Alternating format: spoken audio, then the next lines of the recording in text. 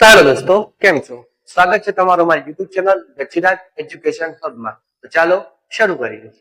માનું છું ઘણા દિવસથી હજી આપણા વિડીયો નથી આવતા, કારણ કે થોડી પ્રોબ્લેમ થઈ ગઈ હતી, એટલે વિડીયો બધા બંધ થઈ ગયા હતા. પરંતુ હવે આપણા વિડીયો રેગ્યુલર આવશે અને રેગ્યુલર જ આવશે. તો કે આગળના વિડીયોમાં આપણે ઘણું બધું શીખ્યા. હવે જે આગળ બાકી હતું, તો આપણે કેટલે આવ્યા હતા? તો આપણે હવે આગળ વાત કરવાની છે ક્રમિક સંખ્યાઓની. તો કે ક્રમિક સંખ્યાઓ એટલે શું? તો કે ક્રમિક સંખ્યાઓ કે જે બે સંખ્યા વચ્ચેનો તફાવત એક હોય તેને ક્રમિક સંખ્યા કહેવાય છે. વ્યાખ્યા એમ લખાય કે જે બે સંખ્યા વચ્ચેનો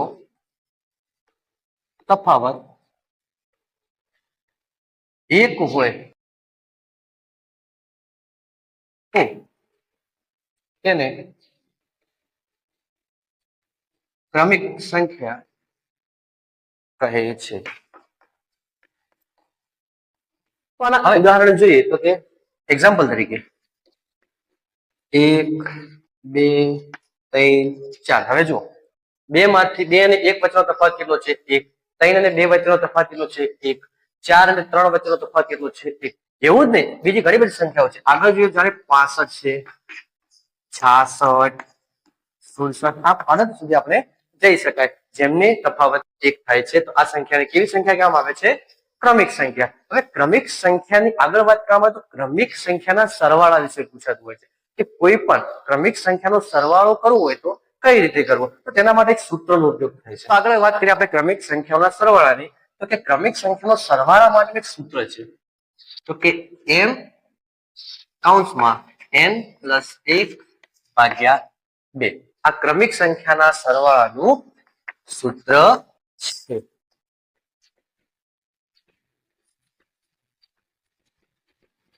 ક્રમિક સંખ્યાના સરવાળાનું સૂત્ર કેવી રીતે ઉપયોગ થાય? તો આપણે ઉદાહરણ લઈએ કે કોઈ એક્ઝામ્પલ છે કે 1, 2, 3 આમ અનંત સુધી 25 સુધી આપણે સંખ્યા આપેલી છે. તો હવે આને આપણે ઉપયોગ કરવો છે કે આનો સરવાળો કરવો છે ક્રમિક સંખ્યા. તો કઈ રીતે કરી શકાય? તો જો n નો મતલબ થાય છે સૌથી પાછળની સંખ્યા. તો n બરાબર જોઈએ તો કે n બરાબર આપણે 25 લઈએ, તો 25 કૌંસમાં 25 પ્લસ 1 ભાગ્યા 2, તો બરાબર 25. હવે કૌંસ છે એટલે ગુણાકાર નિશાન થશે, એટલે કે 26 ભાગ્યા 2. હવે જો અહીંયા 13 દુ 26, હવે 25. હવે 25 નો અને 13 નો જ્યારે આપણે ગુણાકાર કરીએ ત્યારે આપણો જવાબ આવશે 325. 325 આપણો જવાબ આવશે. અને હવે જો આ સૂત્રને સરળતાથી યાદ રાખવું હોય તો એવી રીતે યાદ રાખી શકાય કે છેલ્લી સંખ્યા ગુણ્યા તેના પછીની સંખ્યા ભાગ્યા 2. તમે આ સૂત્રનો ઉપયોગ કરીને પણ આ દાખલો મેળવી શકો છો. કે આ સૂત્રને યાદ રાખવા માટે આ એક ટ્રીક છે કે એમ કહી શકાય કે આવી રીતે પણ આ સૂત્રને યાદ રાખી શકાય કે છેલ્લી સંખ્યા ગુણ્યા તેના પછીની સંખ્યા ભાગ્યા 2. જો અહીંયા છેલ્લી સંખ્યા 25 તો 25 આવ્યા, પછી એના પછીની સંખ્યા મીન્સ કે 26 તો 26 આવ્યા, પછી ભાગ્યા 2 કર્યા, તો આપણે આગળ બધું જે સાદું રૂપ આપતા આપણને જવાબ કેટલો મળે છે? 325. એટલે કે આ સૂત્ર તમને જો યાદ ન રહે તો આ રીતે પણ તમે જે સૂત્રને યાદ રાખી શકો છો. હવે આગળ વાત કરીએ ક્રમિક એકી સંખ્યા. એ ક્રમિક એકી સંખ્યા એટલે શું? તો કે ક્રમિક એકી સંખ્યા મીન્સ કે જે બે સંખ્યા વચ્ચેનો તફાવત 2 હોય અને તેને 2 વડે નિશેષ ભાગી ન શકાય તેને ક્રમિક એકી સંખ્યા કહે છે. જે બે સંખ્યાનો તફાવત 2 હોય અને તેને 2 વડે નિશેષ ભાગી ન શકાય. હવે આ શબ્દ ઉપર આપણે ખૂબ ધ્યાન આપવાનું છે કે ન, કે જે બે સંખ્યા વચ્ચેનો તફાવત કેવો હોવો જોઈએ? 2, અને તેને 2 વડે નિશેષ ભાગી ન શકાય, કે 2 વડે ભાગી શકાતું ન હોવું જોઈએ. ઉદાહરણ જોઈએ તો કે એક્ઝામ્પલ તરીકે 1, 3, 5, 7, 9. હવે આ જે તમે લાઈન લો, જે સંખ્યાઓ છે તેમાં જો તફાવત કેટલો છે 1 3 5 7 9 હવે 1 થી 3 વચ્ચેનો તફાવત કેટલો થાય 2 5 થી 3 નો તફાવત 2 7 થી 5 નો 2 9 થી 7 નો 2 હવે આ સંખ્યાનો તફાવત કેવો છે 2 હવે આ સંખ્યાઓને તમે 2 વડે નિશેષ ભાગી પણ ન શકો કોઈ પણ સંખ્યા તમે ભાગવા જશો તો 2 વડે નિશેષ ભાગાશે નહીં મીન્સ કે આ સંખ્યાઓ કેવી છે તો કે ક્રમિક એકી સંખ્યાઓ છે હવે આગળ વાત કરીએ તો કે ક્રમિક એકી સંખ્યાનો સરવાળો હવે જ્યારે ક્રમિક એકી સંખ્યાઓ શું આપણે સમજ્યા પરંતુ જ્યારે ક્રમિક એકી સંખ્યાના સરવાળા વિશે પૂછાય ત્યારે આ સૂત્રનો ઉપયોગ કરવો કે n + 1 ભાગ્યા 2 અને કૌંસ કરીને ઉપર કરવાનો સ્કેલ હવે જો આને સરળતાથી યાદ રાખવું હોય તો એ રીતે પણ યાદ રાખી શકાય કે છેલ્લી સંખ્યા પ્લસ 1 ભાગ્યા 2 નો સ્ક્વેર હવેથી પણ તમે આ સંખ્યાને યાદ રાખી શકો કે n બરાબર શું થાય છેલ્લી સંખ્યા પ્લસ 1 ભાગ્યા 2 કૌંસ કરી અને એનો શું કરવાનો સ્ક્વેર હવે આપણે ઉદાહરણ દ્વારા સમજીએ કે ઉદાહરણ તરીકે 1 3 5 આમ અનંત સુધી આપણે 39 સુધી સંખ્યા છે આ કેવી સંખ્યાઓ છે ક્રમિક એકી સંખ્યાઓ હવે આ ક્રમિક એકી સંખ્યાઓનો આપણે સરવાળો કરવાનો છે તો સૂત્રનો ઉપયોગ કરીએ કે છેલ્લી સંખ્યા કઈ છે n બરાબર કેટલા તો કે 39 પ્લસ 1 ભાગ્યા 2 આ કૌંસ કરીને શું થશે સ્ક્વેર થશે કે નહીં થશે હવે આગળ જોઈએ તો શું કરવાનું કે 39 તો 40 પ્લસ 2 ભાગ્યા સ્ક્વેર હવે જો અહીંયાથી 20 તો કે 20 નો સ્ક્વેર કેટલો થશે 400 તો આ આપણો જવાબ મળી ગયો કે ક્રમિક એકી સંખ્યાનો સરવાળો કેટલો છે તો કે 400 તો આવી રીતે તમે સૂત્રનો ઉપયોગ કરીને ક્રમિક એકી સંખ્યાનો સરવાળો મેળવી શકો છો તો હવે વાત કરીએ ક્રમિક બેકી સંખ્યા હવે જો ક્રમિક બેકી સંખ્યાનું શું છે કે જે બે ક્રમિક સંખ્યા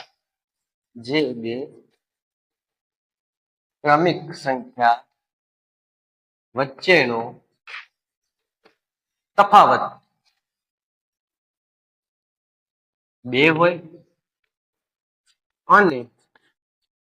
તેને 2 વડે નિશેષ ભાગી શકાય જો ક્રમિક એકી સંખ્યામાં કેવું હતું કે જે બે ક્રમિક સંખ્યા વચ્ચેનો તફાવત 2 હોય તો આના પણ કેવું છે કે બે ક્રમિક સંખ્યા વચ્ચેનો તફાવત 2 હોય પરંતુ ફરક કેવો પડે કે જ્યારે તે ક્રમિક સંખ્યાઓને 2 વડે ભાગી શકાય તો તે કેવી છે ક્રમિક બેકી સંખ્યા છે પરંતુ તેને 2 વડે ભાગી ન શકાય ત્યારે કેવી છે ક્રમિક એકી સંખ્યા ફરી કહું છું કે જ્યારે 2 વડે ભાગી શકાય કેવું નિશેષ ભાગી શકાય તો કેવી હશે ક્રમિક બેકી સંખ્યા પરંતુ નિશેષ ભાગી ન શકાય તો કેવી સંખ્યા હશે ક્રમિક એકી સંખ્યા હવે એના ઉદાહરણ જોઈએ તો કે એક્ઝામ્પલ તરીકે 2 છે 4 છે 6 8 10 વગેરે આ કેવી સંખ્યાઓ છે ક્રમિક બેકી સંખ્યા જો જે બે ક્રમિક સંખ્યા વચ્ચેનો તફાવત 2 જો 4 ને 2 વચ્ચેનો તફાવત 2 6 અને 4 વચ્ચેનો તફાવત 2 8 અને 6 વચ્ચેનો તફાવત 2 હવે આ સંખ્યાઓને 2 વડે નિશેષ પણ ભાગી શકાય છે મતલબ આ કેવી સંખ્યાઓ છે ક્રમિક બેકી સંખ્યાઓ છે તો હવે આગળ વાત કરીએ ક્રમિક બેકી સંખ્યા હવે ક્રમિક બેકી સંખ્યાના સરવાળા વિશે વાત કરવાની છે કે ક્રમિક બેકી સંખ્યાના જ્યારે સરવાળો કરવો હોય ત્યારે આ સૂત્રનો ઉપયોગ કરવો પડે કે n ભાગ્યા 2 ગુણ્યા n ભાગ્યા 2 પ્લસ 1 આ સૂત્રનો ઉપયોગ કરો તો આપણને ક્રમિક બેકી સંખ્યાના સરવાળો આપણને મળી જશે હવે આ સૂત્રને જો સરળતાથી યાદ રાખવું હોય તો એમ કહી શકાય કે છેલ્લી સંખ્યાના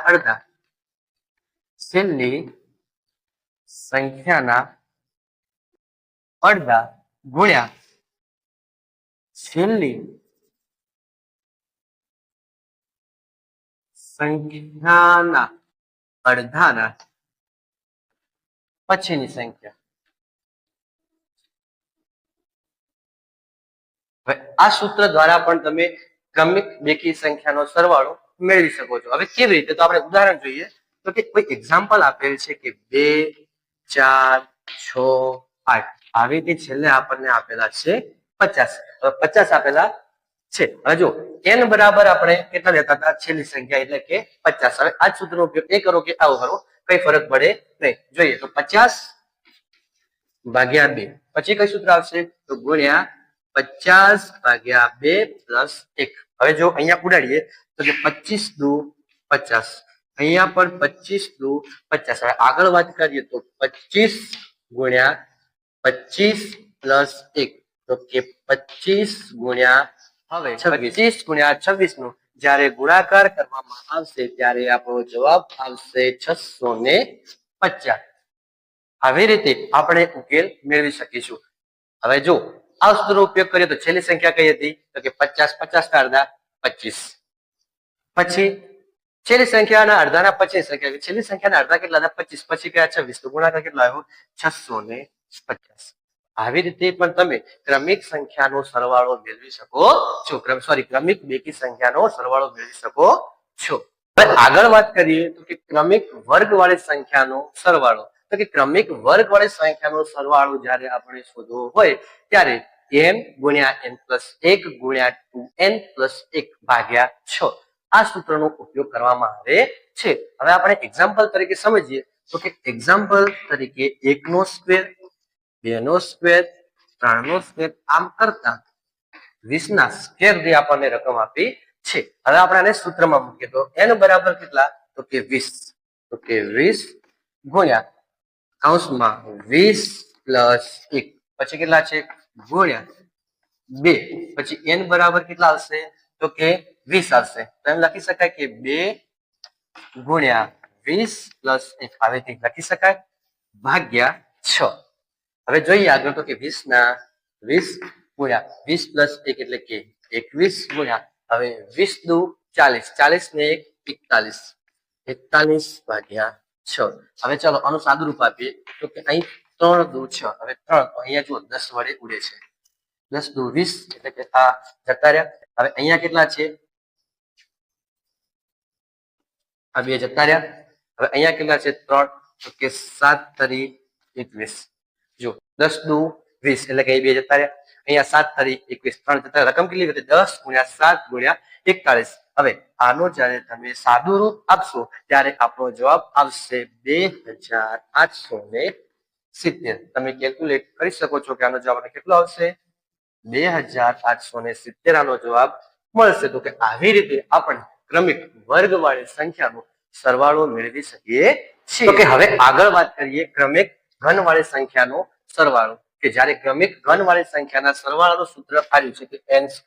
ગુણ્યા 2n² ગુણ્યા n પ્લસ 1 નો સ્ક્વેર ભાગ્યા 4 હવે આને ઉદાહરણ દ્વારા સમજીએ કે એક્ઝામ્પલ તરીકે 1 નો સ્ક્વેર 2 નો સ્ક્વેર આમ કરતા કરતા 10 ના સ્ક્વેર સુધી આપણે રકમ આપી છે હવે સૂત્રમાં આપણે મોકલીએ એનો બરાબર કેટલા તો કે 10 તો કે 10 નો સ્ક્વેર ગુણ્યા 10 પ્લસ 2 નો સ્ક્વેર ભાગ્યા 4 હવે આગળ જોઈએ તો કે 10 નો સ્ક્વેર ગુણ્યા 10 ને સોરી 1 એટલે કે 10 ને 11 નો સ્ક્વેર ભાગ્યા 4 જ્યારે આનો આપણે સાદુરૂપ કરશું ત્યારે આપણને આનો જે જવાબ મળશે તે મળશે 3025 એટલે કે 3025 આપણને જવાબ મળે છે તો આજના વિડીયોમાં આટલું જ